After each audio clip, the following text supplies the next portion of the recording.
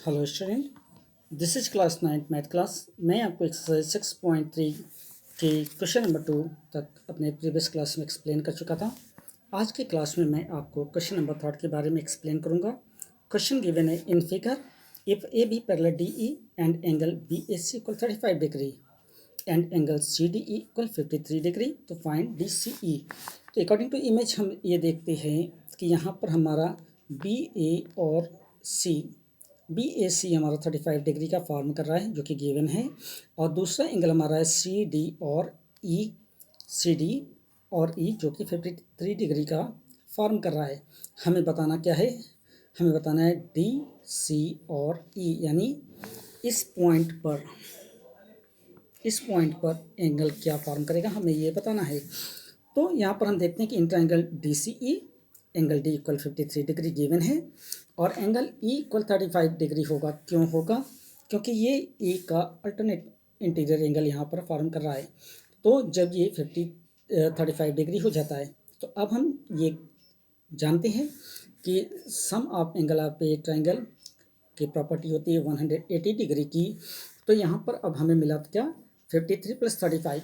तो हम ये कह सकते हैं कि angle D plus angle C plus angle E equal to होता है 180 डिग्री, यानी angle D plus angle C plus angle E मिलकर के 180 डिग्री होगा। लेकिन क्योंकि एंगल डी 53 गिवन है, एंगल सी हमें नहीं मालूम और एंगल ई अभी हमने अल्टरनेट इंटीरियर के थ्रू निकाला 35, तो यहाँ पर होता है इक्वल टू 180।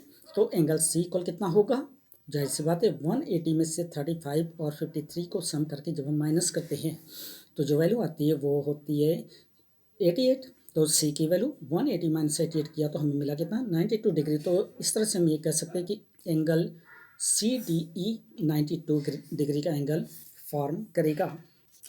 अब हम क्वेश्चन नंबर 4 को देखते हैं। क्वेश्चन 4 है in figure if lines P Q and R S intersected point T such that angle P R T equal 40 degree और angle R P T 95 degree and T S Q 75। तो find क्या करना है, find करना है angle S Q T. आप यहाँ देख रहे हैं एंगल पहला है पी आर टी जो कि एंगल आर पर बनता है 40 डिग्री, और आर पी टी यानी आर पी टी तो पी पर बनता है 95 डिग्री।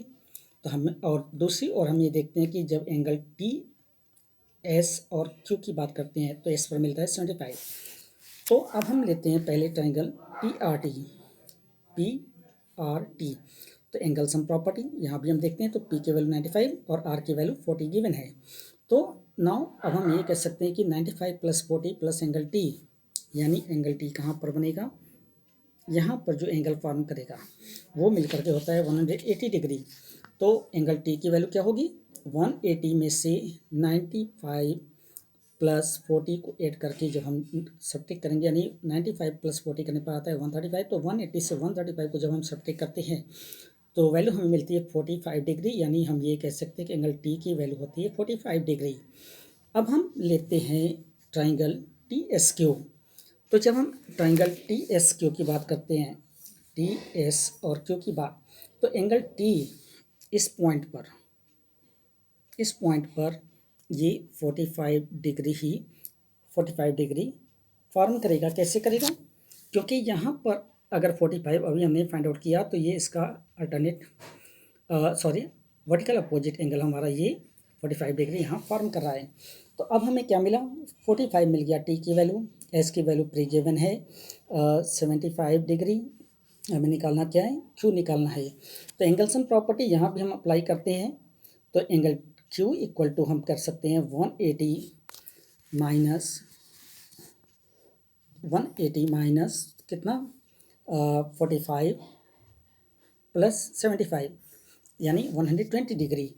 तो 180 माइनस 120 डिग्री करने पर हमें एंगल क्यू मिलता है कितना, 60 डिग्री। तो इस तरह से हम कह सकते हैं कि angle S Q T equal 60 degree यहाँ पर फॉर्म करेगा। क्वेश्चन नंबर 3 और 4 के साथ आज की इस क्लास को मैं यहाँ ओवर करता हूँ।